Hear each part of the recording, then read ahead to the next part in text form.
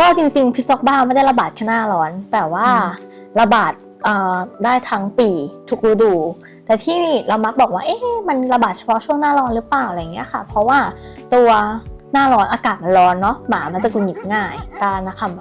ารมันจะแสดงอยู่ประมาณ2แบบหลักๆ1เลยก็คืออาจจะเป็นแบบสงบก็ได้หรืออาจจะเป็นแบบก้าวร้าวก็ได้สงบส่วนใหญ่ถ้าเป็นอาการสงบมักจะดูยากก็คือมันจะเสื่องซึม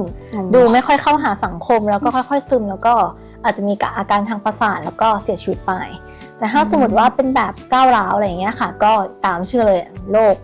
หมาบ้าก็ถ้าสมมติว่าหมาเราที่ไปกัดกับหมาจรที่สงสัย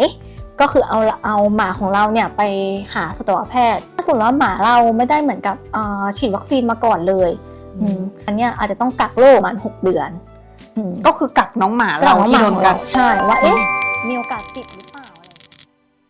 สวัสดีค่ะคุณหมอสวัสดีค่ะ วันนี้เราหน้าร้อนเนาะสิ่งที่เรารู้เลยหรือว่าเป็นประจำของหน้าร้อนเนี่ยคือ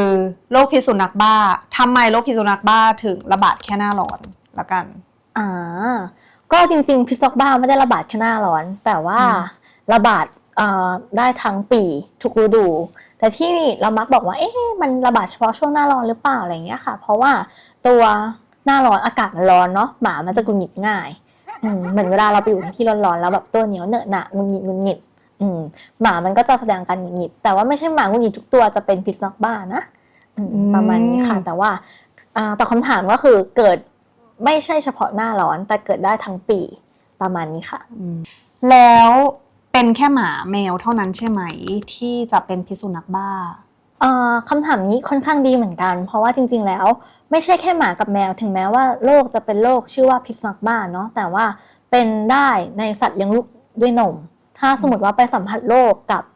น้องหมาน้องแมวที่เป็นพิษสุนัขบ้าแหล่งรังโรคอะค่ะจริงๆก็คือมักจะอยู่ในหมากับแมวแต่ว่า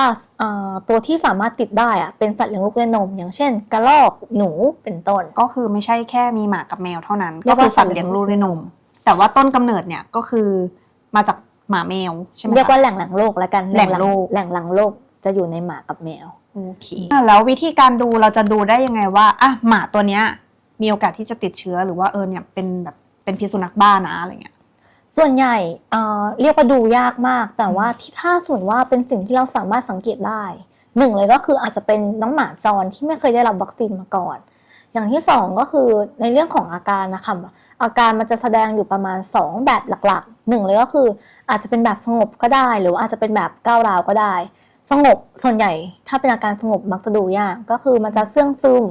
ดูไม่ค่อยเป็น introvert ดูไม่ค่อยเข้าหาสังคมแล้วก็ค่อยๆซึมแล้วก็อาจจะมีอาการทางประสาทแล้วก็เสียชีวิตไปแต่ถ้าสมมติว่าเป็นแบบก้าวร้าวอะไรอย่างเงี้ยค่ะก็ตามชื่อเลยโรคหมาบ้าก็คือจะมีอาการที่ค่อนข้างก้าวร้าวขู่กัดคนไปทั่วนิสัยเปลี่ยนจากเดิมที่เป็นหมาที่นิสัยดีอาจจะเปลี่ยนอะไรอย่างเงี้ยค่ะเป็นหมาที่ค่อนข้างห่วงตัวดุก้าวร้าวขึ้นและสุดท้ายก็คือเสียชีวิตจากในเรื่องของอาการทางประสาทเช่นกันเหมือนกันประมาณนี้ค่ะแล้วถ้าสมมติว่ามีเหตุการณ์แบบนี้คือเราและหมากำลังจูงกันอยู่แล้วออกไปเจอหมาจรแล้วหมาจรมากัดหมาเราแล้วก็กัดตัวเราด้วยทีเนี้ย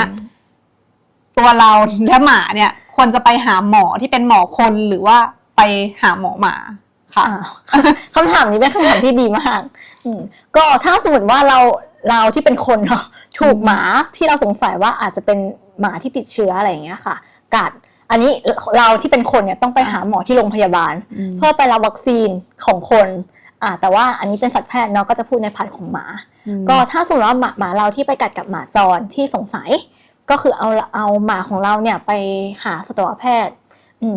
โดยไครทีเรียในเรื่องของการฉีดวัคซีนอะไรเงี้ยค่ะก็คืออาจจะมีประมาณ3ข้อหลักๆ1เลยก็คือถ้าสมมติว่าหมาเราไม่ได้เหมือนกับฉีดวัคซีนมาก่อนเลย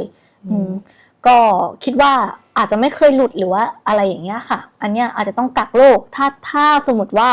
ตามเทคบุ๊กจริงๆก็คือประมาณ6 เดือนก็คือกักน้องหมาเราที่โดนกัดใช่ว่ามีโอกาสติดหรือเปล่าอะไรเงี้ยค่ะประมาณ6 เดือนหรืออย่างที่2ก็คือถ้าสมมติว่าเป็นกลุ่มที่เคยได้รับวัคซีนแต่ว่าขาดวัคซีนไปให้ทำตามกลุ่มแรก ก็คือเป็นกลุ่มที่ต้องไปกักโรค6 เดือน หรืออาจจะทำตามเป็นกลุ่มที่3ก็ได้ กลุ่มที่3คือกลุ่มที่ได้รับวัคซีนครบประมาณนี้ค่ะโดยกลุ่มที่3เนี่ยถ้าสมมติว่าหมาของเราได้รับวัคซีนประจำปีครบในส่วนของตัวพิษสุนัขบ้าก็ให้พาไปหาสัตวแพทย์แล้วก็ไปฉีดในส่วนของตัววัคซีนพิษสุนัขบ้าโดยโปรโตคอลการฉีดก็คือจะเป็นวันที่0วันที่0ก็คือเป็นวันที่ถูกกัดวันที่21แล้วก็เป็นวันที่56ประมาณนี้ค่ะก็คืออาจจะต้องมาฉีดวัคซีนทั้งหมด3 รอบเพื่อป้องกันแล้วในระหว่างที่แบบว่าหมาเราถูกกักตัวอยู่เนี่ยเหมือนมันก็เหมือนโควิดเลยเนาะกักตัวอะไรเงี้ยก็คือต้องได้รับวัคซีนจากคุณหมอด้วยไปเรื่อยๆใช่ไหมคะจนครบถ้าสมมติว่ามีอาการถ้ามีการแสดงอาการของโรคอะไรเงี้ยค่ะจริงๆวิธีหลักเลยนะที่พิสูจน์ทราบว่าจะเป็นพิษสุนัขบ้าจริงหรือเปล่าก็คือต้องตัดหัวน้องอะค่ะก็คือเอาสมองน้องเนี่ยไปส่งตรวจเพื่อเป็นการยืนยันว่าเป็นพิษสุนัขบ้าจริงหรือเปล่านั่นก็หมายความว่าเราจะต้องฆ่าน้องที่เราสงสัยประมาณนี้ค่ะแต่ว่าโอเคมันอาจจะไม่ได้ practical ในชีวิตประจำวันเท่าไหร่ส่วนใหญ่เขาก็เลยให้กักโรคดูก่อนถ้ามีอาการแล้วค่อยอาจจะตัดหัวน้องแล้วค่อยไปส่งอีกทีหนึ่งประมาณนี้ค่ะโหดร้ายมาก ถามนิดนึงว่าวิธีการตัดหัวหมาเพื่อไปตรวจเป็นพิษสุนัขบ้าหรือเปล่าเนี่ยในสมัยปัจจุบันเนี่ยยังมีการทำกันอยู่หรือเปล่าแบบมียังมีการทำกันอยู่แต่ว่าด้วยความที่กรุงเทพมหานครที่เราอยู่กันเนี่ยอาจจะเหมือนกับพบได้น้อยต้องบอกว่าต่างจังหวัดพบมากกว่าเราก็เลยอาจจะไม่ได้เห็นกระบวนการขั้นตอนอะไรประมาณนี้แต่ถามว่ายังมีกันอยู่ไหมก็คือมีก็ยังมีอยู่วิธีการป้องกันเนาะเราก็ควรจะให้ฉีดวัคซีนให้น้องหมาน้องแมวของเราประจำปีละกันเพื่อป้องกันไว้ก่อนแล้วก็หลีกเลี่ยงการพบเจอกับหมาจรเพราะว่าเราไม่รู้ว่าเขาไปเจออะไรมาบ้างแล้วก็เป็นวิธีการป้องกันโรคพิษสุนัขบ้าเบื้องต้นละกันนะคะส่วนถ้าเราไม่ทันแล้วเราโดนกัดเนี่ยเราก็ต้องไปหาหมอคนนะคะไม่ใช่ไปหาหมอหมาส่วนหมาถ้าโดนหมาด้วยกันกัดเนี่ยก็พาหมาไปหาหมอ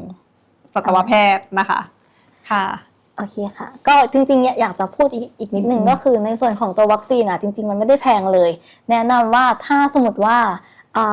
ดีที่สุดอะไรเงี้ยค่ะจริงๆเป็นกฎหมายประเทศไทยด้วยว่าถ้าสมมติเรารับเลี้ยงน้องหมาหรือน้องแมวค่ะก็คือเป็นกฎหมายที่ต้องพาไปฉีดป้องกันเอาไว้ดีกว่ารักษาเพราะว่าจริงๆพิษสุนัขบ้าไม่สามารถรักษาได้ก็คือถ้าสมมติว่าเป็นแล้วเสียชีวิต 100%ไม่ว่าจะเป็นกัดทั้งคนหรือว่าทั้งน้องหมาโอเคโอกาสรอดน้อยมากนะคะเพราะฉะนั้นถ้าใครมีสัตว์เลี้ยงเนี่ยก็แนะนำให้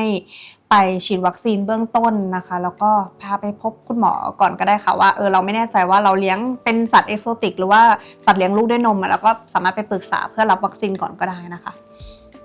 ค่ะสำหรับวันนี้สวัสดีค่ะ